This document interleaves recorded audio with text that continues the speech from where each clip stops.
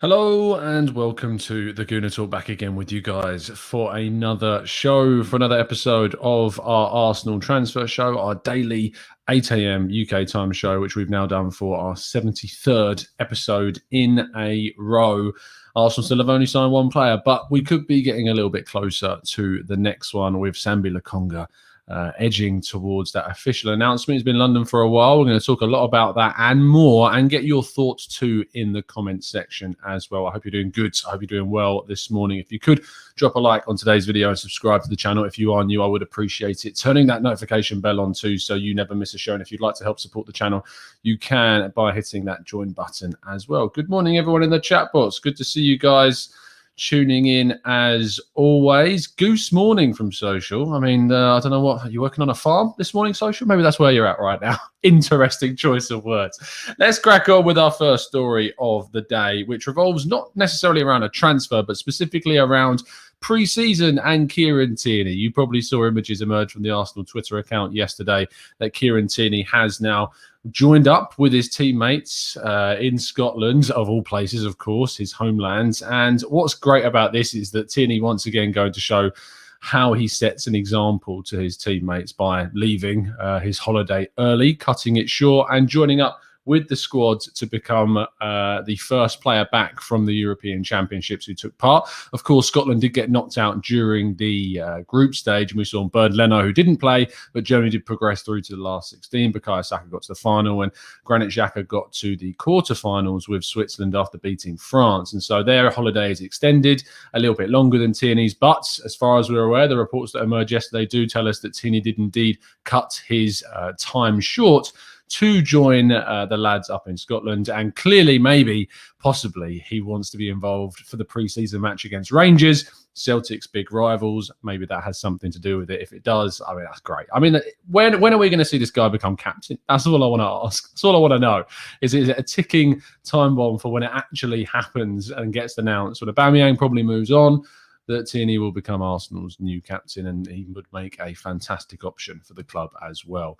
Moving on to our possible outs then this summer, we kick off with Lucas Torreira. We haven't talked about Torreira for a little bit. He has, of course, been also on holiday, but is expected to return to Arsenal very soon from his time playing in the Copa America with Uruguay. They were knocked out, so you can expect to see him back in the next couple of weeks or so if a move does not get sorted out away from the club. Now, he has been speaking and saying that he will assess the option to remain at Arsenal, but that there are other options available to him. We know that there are links with Italian clubs. Initially, we saw reports with Fiorentina, and now we've seen more recent links with Lazio as well. But first time we've ever heard of him actually speaking about the possibility of him staying at Arsenal this summer.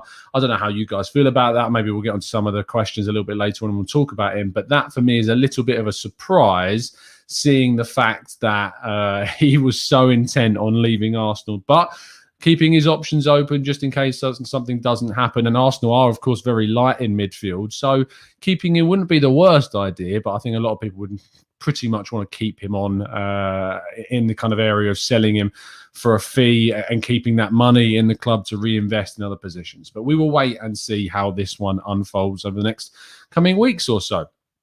Moving on to Hector Bellerin, of course, heavily linked with a move to Inter Milan. It does indeed look like his personal side of things is very much sorted with the Italian club, according to reports coming out from Italy yesterday. However, Arsenal are still standing very firm on the fact that they want a transfer fee for this deal. They aren't interested in a loan with an option to buy. They may entertain a loan with an obligation clause with a value of around 20 million euros. But in regards to a loan with an option, that doesn't interest Arsenal at all. We've talked about this on the channel. A loan with an option never benefits the selling club in any way. You lose control of the deal. You've got a player that you don't know what their future is going to be. All of the control and power is in that of the club that have taken the player on loan for that amount of time. If there's an agreed price, if he outperforms that price, then obviously it falls back on saying, well, they've then got a bargain for the player that they've actually got on loan. If he doesn't perform, they don't have to commit to it. They can just send him back to the parent club and not think second about it whatsoever. So Arsenal are smart not to have this situation. What they have seen is they have sent the likes of Guendouzi and Mavropanos on loan with options to buy. However, we are made to be aware that those loans have clauses in the options which would make them obligations to buy, and they're fairly simple obligations for them to activate. So we'll wait and see if indeed that does end up happening. But Hector Bellerin to Inter Milan, still stalling, still waiting on Arsenal and Inter to kind of come to an agreement on a permanent type of deal. Moving on to Joe Willock, one that we actually thought, based on just a couple of days ago, that he might end up staying with Arsenal this summer. For me, it's kind of like catch-22 in a way, because you've got a player here that did really well in 6 months at Newcastle, scored a bundle of goals. His value has arguably never been higher than it is right now. However, the problem is that there aren't seemingly any clubs that are coming in that are willing to pay the money that we seem to believe that he is. I've seen values of 15 million reaching all the way up to 30 million from supporters. And whilst I can understand why him being an English, homegrown midfielder that scored goals in the Premier League a hell of a lot last season, I understand kind of the rhetoric around that and why it might lead to figures around those kind of heights being banded around. But the thing is no one's coming in and paying that. And the only situation that Arsenal got on the table was a supposed loan offer from Newcastle, one that, according to the Telegraph anyway, they are thinking about entertaining. Now, this does come with the caveat that they could, in fact, look to sign him up to a new contract extension before sending him on loan. But there was a lot of reaction online to this yesterday. People not happy about the idea of Joe Willock going on yet another loan. Why not just keep him, especially with the fact that our midfield is very light at the moment and we haven't made too many signings as of yet. For me, is it a case of just kicking the can down the road a bit further? I think there is certainly an element of that. What I would say, though, is that a loan would obviously, for a full season, not the same way of Ainsley Maitland-Niles, who we kept, regretted keeping, and then sent him on loan to West Brom, that again didn't work out too well. But a full season at the club where he has just absolutely smashed it, say that he does another brilliant season, continues to score goals, and he's signed a contract extension, that leaves Arsenal in a much better situation to either A, guarantee a really top-class value for his sale next summer, or you've got that guarantee that, in fact, yes, he has made that step up at a consistent level to the Premier League, and it's worth integrating him into the squad. So there's two sides to it. I'd love to know what you guys think, though, so do please leave a comment in the comment section, and do stick around for the Q&A if you are joining us live, and we'll answer some questions on Joe Willock a little bit later on. Going into Sambi Lokonga. Now, we heard and we told you guys in the Arsenal Transfer podcast that we did on Tuesday, that there were reports coming out from a Belgian magazine called Sport that indicated that there was and I used the words, like a growing hypothesis was the words they used in the article, that he could end up leaving Arsenal on loan this summer, which obviously sparked a hell of a lot of reaction online. We've already been kind of affected by the situation we found ourselves in with William Saliba and what he's had to deal with, and there's been a lot of parallels drawn between the two players. This is obviously different. Sambi Lokonga is brought in by Arteta. He is his player. And so there is that kind of emphasis on him being his player. They've made the commitment, made the investment. They'll want to integrate him into the long-term future of the club. However, he is good enough to see some minutes played next season, especially considering how weak our midfield is. He's got those leadership qualities. He's already been called up for the national team on a number of occasions. He was called up for the reserve squad for the Belgian side before the Euros. Anyway, as I said on the transfer show on Tuesday, I did say I was going to do a little bit of digging and try and find out some stuff regards to that loan. I did publish an article over on 101 Great Goals yesterday evening to explain what I found. But speaking to a couple of people that have been very kind of nailed on about the whole story with Lokonga coming specifically from Belgium, is that the idea of a loan is premature at this moment in time. It's not a nailed on fact that he would leave on loan, so there's no yet need to panic. However, basically the pre-season period for Lokonga could be very important for him. Should he perform at a certain level during pre-season, Mikel Arteta may choose to keep him and integrate him into the squad immediately. However, based upon what happens in the transfer market and based upon his own performances, a possible loan to a club, ideally in the Premier League from their perspective, may not be the worst idea.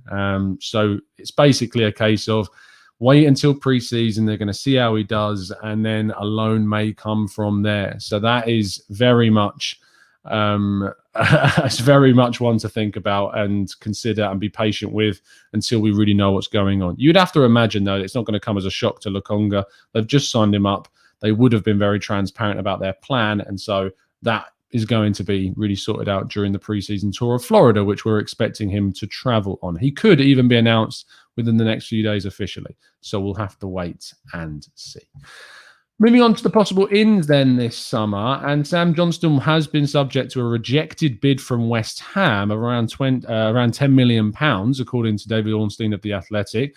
David Ornstein did ensure that he mentioned that Arsenal and Spurs are both interested in Sam Johnstone, but knowing that the figure that West Brom want for this guy is above that £10 million mark. There were initial reports a few weeks ago that maybe he would be going for around the £20 million mark.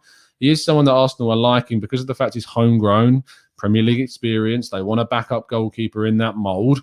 And so a deal could be done, but it would cost between, and you'd imagine, probably between the 12 to 20 million pound mark. If Arsenal want to go that high for a backup keeper, there could be some serious questions about why they would do that when they've got limited funds, supposedly. We'll wait and see. But Sam Johnstone on the radar and has had now a bid rejected from West Ham, which is certainly one to keep an eye on. They've, of course, got Lucas Fabianski, Arsenal previous goalkeeper, and so they're looking to replace him as he moves towards the latter stages of his career. Moving on to Ben White, a player that we know is a long-term target of Arsenal and has protracted this situation throughout the early stages of the transfer window. Regarding good news, there's still nothing in regards to big developments on this front, but the Argus, who is the local newspaper coming out of the Brighton area, has said that there is still no offer on the table that would convince Brighton to sell. They even go as far as to say that it would take a nonsensical offer for them to even accept this one. There's still a very good feeling amongst kind of those genuinely in the know in the Arsenal community that this is one that is a matter of time. Arseblog talked about it on his blog this morning. Chris Wheatley has been very, very kind of optimistic about this deal, as has the likes of James Benge and Charles Watts too. So if I always say this, if I was a better man, which I'm not, I'd still be confident about Arsenal getting a deal for Ben White done. It just might take a little bit longer still, it seems, which is a bit frustrating. Of course, because we want to see Ben White sorted out. But there were reports yesterday that we told you about that he is cutting short, or rather not cutting short his holiday, but delaying his holiday to sort out his future. How real those are, we'll have to wait and see over the next few days or so. Moving on to our final story of the day and talking about Manuel Locatelli, Italian midfielder for Sassuolo, was playing with Italy at the Euros this summer and scored a brilliant brace in the group stages as well. Wasn't used specifically as a starter because when you've got a midfielder of Verratti, Barella and Jorginho, it's very difficult to get in there. But this story continues, and reports that emerged from Italy yesterday suggested that Arsenal improved their offer to the full 40 million euros that Sassuolo want for the midfielder. Whether or not that changes how his stance is, whether that convinces him to move. There are also whispers that Edu is doing his utmost to try and convince Locatelli to change his mind. Whether or not that happens, we'll wait and see. I wouldn't be too confident. I always said this is a solid 2 out of 10 in terms of likelihood, because if he wants to go to Juventus, why he would change his mind to then come to Arsenal is beyond me at this stage in time, with the level of club that Arsenal are right now, the level of club where Juventus are still in the Champions League despite a difficult season. And obviously the whole kind of phenomenon that Italian players tend to like staying in Italy, and it's not too common that you see them leave. So still all against Arsenal, still very much a case that we're going to have to follow this closely, but a bid did supposedly go in that was improved upon the last one and matches Sassuolo's asking price. So we will wait and see how this one improves and develops over the next few days or so. And that brings us to the end of our news section of today. We are now going to go into the chat box and get your thoughts and feelings in the chat. If you've got specific questions about transfer targets, we're going to try and answer as many of them for you as feasibly possible. So let's go and let's scroll up a little bit and see what you guys have been saying about some of the stories we've been talking about already. Social said The Athletic just reported that Ødegaard could be back on because of Real Madrid's wage bill. Now, a report did emerge yesterday that La Liga is looking to restrict a number of clubs' wage bills, and Real Madrid is one of those. And it was cited that Martin Ødegaard could now be a player that they let leave. I would find this strange. I'd find it strange for a number of reasons. One is because Ødegaard's not on a massive wage at Real Madrid. In fact, he's across their squad, he's not one of the biggest earners from the best of my knowledge. And so for that would be a bit odd. I understand that they're obviously they want to sign the likes of Kylian Mbappe. They want to make some big signings. They've not actually made a signing since, I think, January of 2020. from the best of my... I'm trying to think of anyone that they've brought in that time, but they've mainly promoted from within during that period. And so they have saved time for a while to kind of save up, and they've done that a number of times where they've not brought anyone in and then they've gone big in a couple of summers, bringing in the likes of Eder Militao and Rodrigo, Vinicius Jr. So they have been patient at times with their transfer spending, but Ødegaard is not one of their big earners, and it would make sense for them to keep him. I think it's a case of thinking that he was surplus before, seeing they need to reduce their wage bill, and he might be on the list of players they're looking to leave. If he does leave, I wouldn't be surprised to see Arsenal involved in pushing for that kind of deal. They like him. Arteta more than likes him and thinks he's a brilliant footballer, and they wanted him as their primary target this summer. So we'll have to wait and see. But I still think it would be a surprise if they did let Ødegaard go, because he's not one of their biggest earners at the club by a long, long way. Let's scroll down then and go through some of your more recent comments and possible questions that you have in the chat. Arslan says, if only you could see, who would you sell, Willock or Nelson? If I could only sell one, which one would I sell? I would probably sell... It's a good question. Reece Nelson I lean towards, because I think you could get, say, 10-ish million quid for the guy. And I think he's been given more than enough chances at the club. Joe Willock he's a bit enigmatic for me. It's a case in point where you don't really know his future right now. You don't know if the Newcastle Joe Willock's what we've got. You don't know if that was just kind of a flash in the pan situation. So I think I'd sell Nelson, and I think I'd bide my time with Willock and not learn from the mistake of Ainsley Maitland-Niles. It's what we would do. Venkatesh says, if clubs want to sell Willock, then surely we are eyeing for Aouar with the same ability and might be better on the ball. And if we sign Neves and a defensive midfielder, would it be good enough for the season? I was talking about this with Dan and Harry on the League Judges TV yesterday, or 2 days ago now, about kind of how many midfielders Arsenal actually need. If you bring in Lokonga and you bring in Neves, is that enough central midfielders? I think we actually need 3, for the simple matter of fact that we don't know what's going on with Joe. El Neni, I don't believe to be of a standard that is enough quality for a Premier League kind of top 4 push. We don't know what's happening with Ainsley Maitland-Niles. We don't know what's happening with Lucas Torreira. And if all of those guys go, we're then left with Thomas Partey, Lokonga, and whoever the signing will be of Neves, etc. So, and El Neni. So I don't think that's enough. I feel like you still need one more.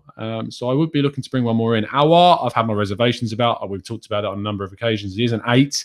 He's not an 8 in the same way that Neves is an 8. He's not an 8 in the same way that Lokonga is an 8. But he's still a central midfielder more than he is a number 10. So I'd be surprised if we went for Aouar, even with his good price. I've said it on Twitter the other day. I'd be shocked if we ended up getting him. But, stranger things has happened. James Rose says, what do you think of the condition Willian has returned in after his break? Not a very good look if we are looking to offload him. Some images were circulating at Twitter yesterday of Willian not looking... what's the right way to say this? Not looking specifically at top match fitness is probably the best way to put it. What are my thoughts on it? It's not uncommon. I'm not making excuses. I've seen plenty of players return with the amount of reports of Eden Hazard returning to Real Madrid, not particularly on top form, yet he's remained. He cost a hell of a lot more. It's not great, is it? If he is, in fact, not fit right now, not match fit, and there's a lot of work to be done in getting him back to match fitness, no, James, it's not good. It makes it very, very difficult to sell him and move him on in this situation. There's nothing much more I can say on the matter, to be honest. It's just not a good situation to be in. And obviously, hopefully, they come down hard on him in regards to getting him back into shape and back into fitness. But it's not good. And there's not much more you can say on it. And a player, whoever it is, Willian or anyone else, coming back not fit and ready for pre-season, especially considering the amount of money that we're paying him as well. Let's scroll up a little bit more. Leopold says, Coop Miners or Basuma? Well, they're different players. Coop Miners is more of your central midfielder rather than a deep-lying kind of guy. For me, I look at Coop Miners as someone who would keep the play ticking over from the number 8 position, whereas Basuma I see very much more as a disciplined number 6 and someone that would sit and be mobile and can mop up and sweep the back line. So I look at them differently. I think a number 6 for us is a little bit more pressing right now. And so I probably would go with Basuma over Coop Miners, but I do like the Dutch international. So It'll be a tough choice. Chris says Tapsoba is better than Ben White. We obviously have seen from the statistical comparison between the two that his statistics are slightly better than that of Ben White's. However, he is playing in a very different league, which will have and change the context around those two. He's younger. I think he's more highly rated than Ben White. However, has never played in the Premier League. Is it right that if we get priced out for White, that we then go for Tapsoba? He is a target of previous kind of months, and we've been linked to him in the past. Is it worth going for him over White? I'm not sure. I really like White. I like the fact we're going for young homegrown players, especially with the possible threat of the homegrown quota being extended. If you needing to have less non-homegrown players, it's worth investing in some really good homegrown players from England, and White could be a really good long-term option for the club. So I do lean more towards White, but if we ended up getting Tapsoba, I certainly wouldn't be complaining about it. Jay Simon says, Tom, what are your thoughts on Calvin Phillips, and do you think he would fit in at Arsenal? I love Calvin Phillips. I think he's a fantastic central midfielder. I think he's done really well at Leeds in the time getting up from the Championship and into the Premier League, and I thought he was arguably one of England's best players at the Euros. Would I take him at Arsenal? If you were offering me the chance to sign him, of course, it's not my money. The problem is that I think Leeds would be asking for a lot of money to get that deal done, and that makes it very, very difficult. You think about Ben White, who didn't play a minute of football for England during the tournament, 50-something million quid. Calvin Phillips, starter for England in a team like Leeds who are pushing for a European place. That's their target. That's what they want to push to. It's going to cost you a lot, and I'm not sure that Arsenal have the capacity to go out and spend that much on a central midfielder. Stranger things have happened, but whilst I would take him, I think it would be far too pricey. And Nimish says, although I feel Torreira has great technical ability, I have always felt he is not built physically for the Premier League, given the position he plays, and we should never have bought him. Now, we talk about this like small, diminutive, defensive midfielders. Are they the right fit for the Premier League? Do they compete on a Premier League level? Well, I know that these are very kind of towards that end of the spectrum of greatness and world-class kind of side of things, but N'Golo Kante is very lightweight, does an amazing job in that position. On the Champions League level, Marco Verratti, again, small, diminutive, plays exceptionally well, and the central midfielders competed against Premier League clubs very handily, and England, of course, in the final of the European Championships. Just because you're small and lightweight doesn't mean you can't play that position. I do agree with you that Arsenal need to move down a route of adding physicality, and I think we're doing that with Thomas Partey and Gabriel coming in, but having someone small, mobile like that is not necessarily a bad thing. And I think Torreira in his first few months at the club really showed what we'd been missing in that position. Unfortunately, I think he was mismanaged by Unai Emery in the end, who pushed him too far up the pitch. But, you know, it's easy to say with benefit of hindsight, we shouldn't have signed him. But maybe if we'd have kept him in that number 6 position and let him flourish there, maybe it would have been a good deal, but it's just not quite worked out for us. And if he was so diminutive and weak and not necessarily physically strong, I'm not sure a manager like Diego Simeone would have gone and signed him. So that's another indication on that level as well. GGTV, I've just seen your comment. Here it is. GGTV for you says, would you take a Diawara plus cash deal for Granit Xhaka? According to a Roman newspaper, Il Romnista, this is what's on the table.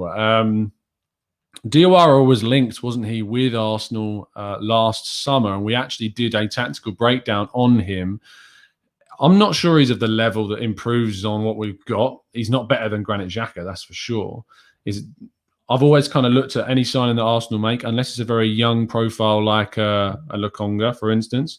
Does that player improve on what we've got? Would another top 6 club sign him? If they don't fall into those categories and the answers aren't yes, I'm very reluctant to do that. So I'm not sure that's the right type of deal for Arsenal. Take the money, invest it, and reinvest it in someone like a Ruben Neves. And I think that's probably the better route to go down. Alistair says, Tom, be realistic. How will you compete against forwards of Manchester City and United? Kante is fast. How will I compete? I mean, I used to be quite quick, but not these days. But in terms of how you compete against those teams, it's not always about kind of speed and acceleration. It's about how you cover ground. It's about how you position yourself. It's your tactical awareness. It's your spatial awareness. Per Mertesacker was the slowest player we've ever had. But his spatial awareness is very good, and that's why he was able to help win us an FA Cup final against Chelsea with a great performance at centre-back, because his spatial awareness was so good. Same thing works for central midfielders. If you're very aware of the space around you, you can cover ground really fantastically well without necessarily needing to have bundles of speed attached to you. So that's something that you need to consider. Stephen Foote says, Tom, do you think that Richard Garlick is making contracts work in our favour for sell-on values if they don't work out at the club? A big past mistake. We have seen, haven't we, the likes of some players leave the club, especially some youth players. We saw McGuinness leave for Cardiff. He had a sell-on clause attached to his contract. We've seen Mavropanos leave, and we are led to believe that there is a sell-on clause in that contract. We are unaware of Guendouzi having a sell-on clause. We don't yet know much detail about that one specifically, but I'd be surprised if it didn't. Richard Garlick's doing, for the moment anyway, it seems a decent job of renewing contracts, getting players to sign new deals. Emile Smith-Rowe is expected to sign his new deal, and that's another really good bit of news for Arsenal. Over the last 2 years, we've signed Bukayo Saka, we've signed Bellerin Balogun, we've signed Gabriel Martinelli, all up to new deals. You can't fault the way that we've gone about signing our young players up to long-term contracts, and they should be praised for that. But we still need to get these deals done in regards to the big signings, get those contracts signed, make sure that we don't break our wage bill, make sure we don't overpay for certain players too quickly. So I think that Garlick's doing a very good job, and I hope that he is learning from those past mistakes of the club and inserting those sell-on clauses or buyback options into those contracts. But it's a very good point to get brought up. Stephen Andrews says, Tom, are you starting to get worried that this overhaul is going to happen this summer? I am. I said on yesterday's show, Stephen, that I would use the word concerned. I am concerned about the situation right now. I think it's growing by the day ever closer to the Premier League's first game, and because of that, obviously, it does fill me with a little bit of apprehension about this massive overhaul that we're expecting to happen. So far, we've let go of a few players. We've brought in a 21-year-old backup player. That concerns me. I'm not at the level of panic mode just yet. I know that a lot of people are. I'm not quite there yet. But for me, I'm still patient. I'm still waiting for it. We'll wait and see. But we'll see how it goes. Sahil says, Tom, Laka, keep or sell? Depends on the situation, Sahil. I wouldn't sell him for pennies. I would think that he's worth a decent amount of money, even with 1 year left on his contract. Arteta likes him. He works in our system. He's a great member of the dressing room.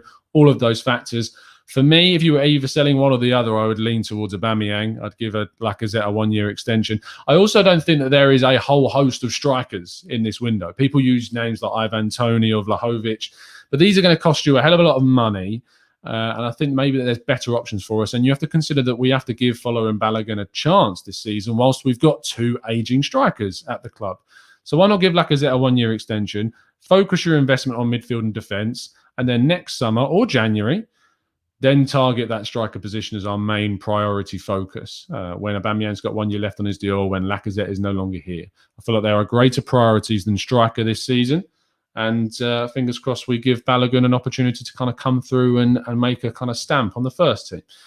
Drizzy says, anyone in the academy that you're excited to see promoted soon? I liked Amari Hutchinson when he came on yesterday, 2 days ago. Thought he looked bright, lively, really interesting player. Of course, I'm really interested in Catalin Kurjan, the Romanian youth player that's not available with the team right now because of injury. Miguel Aziz obviously comes up always. Balogun too.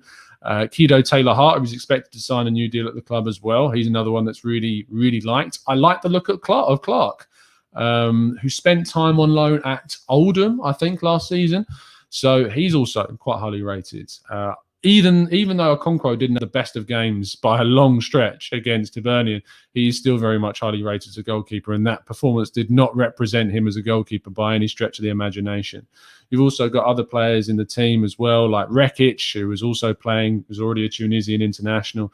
So there are some really interesting things to come through from the academy, and I'm not concerned about how our academy is producing players, or the fact that Steve Bold got sacked last season because the results weren't that great, but the development is going really, really well. So plenty of names there, Drizzy. I hope that satisfies your first for those names for sure.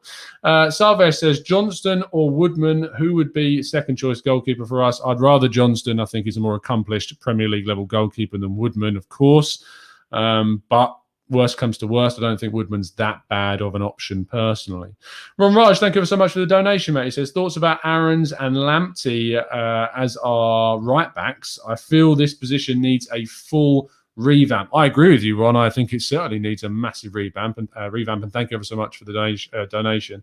Aarons and Lamptey are, of course, two different players because Lamptey is still, for me, Lamptey's got an air of Joe Willock about him, not in regards to position or how he is, but just because we've seen so little of him in the Premier League, we haven't been able to see if what we saw at Brighton last season is actually a genuine representation of his quality for the future.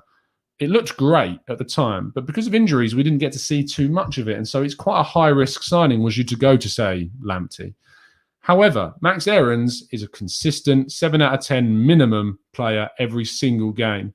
He's a fantastic going forwards. He's competent defensively, and he has leadership qualities. And I think that he, for me, is my number one pick. And Arsenal should really, if they end up moving on Hector Bellerin, go full steam ahead to try and sign Max Aarons, who would be available this summer, as we've shown already from Emi Buendia being sold for the right price from Norwich. So I think he's certainly an option. Thank you, George, for the support. Much appreciated, mate. If you could drop a like on the video, people would really appreciate it. Nearly 800 of you watching live now, which is fantastic. Wesley says, who's staying at the club would be disappointed the most? Kolasinac or Willian? I think Willian, for me, would be the bigger disappointment because at the end of the day, Tavares is our new Portuguese backup left-back. And, of course, is in a situation where there's a lot of questions around him. And I feel like Kolasinac being here is not necessarily an awful thing. However, I do think that Willian being here is an awful thing with his wage, with how long he's still got left on his contract, which is a year more than Kolasinac. I think that I could deal with Kolasinac for a single season or even just until January. Willian, though, such a big mistake from the club to look to bring him in. The benefit of hindsight, of course. And yeah, I think he's certainly the priority to look to move on this summer. That for me is the biggest one that we should be looking to do. Johnny says, is there really no good enough youth in the academy that can come into the right back position as a third backup player or something? Johnny, the difficulty is with this, and this is probably the question we're going to end on, is the thing about promoting youth is that Arsenal already have a lot of young players in the squad. We've got Bukayo Saka, Gabriel Martinelli, Emile Smith-Rowe. Gabriel's still only 22, 23 years of age. Tierney's only just turned 24. You've got Ainsley Maitland-Niles, Willock, Nelson Nketiah, Balogun, still all in the team, all promoted to the first team squad. And yet our target needs to be competing for the top four, trying to get into that position. How many of those top four teams or even the top six teams do you see throwing in so many young kids and still trying to achieve that position in the table? And the answer is none. You get one or two if you're lucky. You might get a few more opportunities and appearances throughout the season, but I can't promote from within too heavily because our focus needs to be on getting into that top four, and it needs to be through a balance of seniority and youth. And that balance is very much tipped in the favour of seniority and experience over lots more youth players. And that's the difficulty that we find ourselves in with Arsenal right now, is that we can't put too much emphasis on so many kids being used. Not because they're not good enough, but because inexperience is a problem. And we need to make sure that we are competing with our rivals for a top four position next season. And I don't think that's going to be done by throwing loads of kids into the squad next year. It's going to be done by smart recruitment, by the players that we've already got stepping up, and Arteta really learning from the mistakes. And if he doesn't, by the club making a very difficult decision and changing him early on next season as well. Lots of huge decisions to be made, lots of things that we need to think about. And we need to make sure that we get those decisions right. Thank you so much, guys, for tuning in today. Please do drop a like on the video if you have enjoyed the show. And even if you haven't, it's all about opinions at the end of the day, and we appreciate every single one of you. Should be around a little bit later on this evening to give you guys another show as we lead up to the next pre-season game of the summer against Rangers. Hopefully we get some big transfer news dropping for you also that we can talk about too. Tomorrow is, of course, Friday, which means we'll hopefully be putting together one of our usual Friday Q&A show phone-ins. I'm going to try and get a phone-in together if I can. So please, please, please, if you would like to be on the show tomorrow, 5 minutes, if you're over the age of 18, if you've got a good mic, good camera, and all of that stuff, drop me a DM over at the Gooner Talk TV and we'll do our best to try and get you on. If you've been on before, you can still come back. So please make sure you get in touch with me tomorrow. I'll put a tweet out as well to let people know that we're doing that. But I'll do my best to sort that out for you. Tomorrow, late afternoon / evening UK time is likely when it will be. So if you are available, then do send us a message and we'll try our best to get you on the show. It's been an absolute pleasure, guys, to speak to you as always. And as always, up the Arsenal.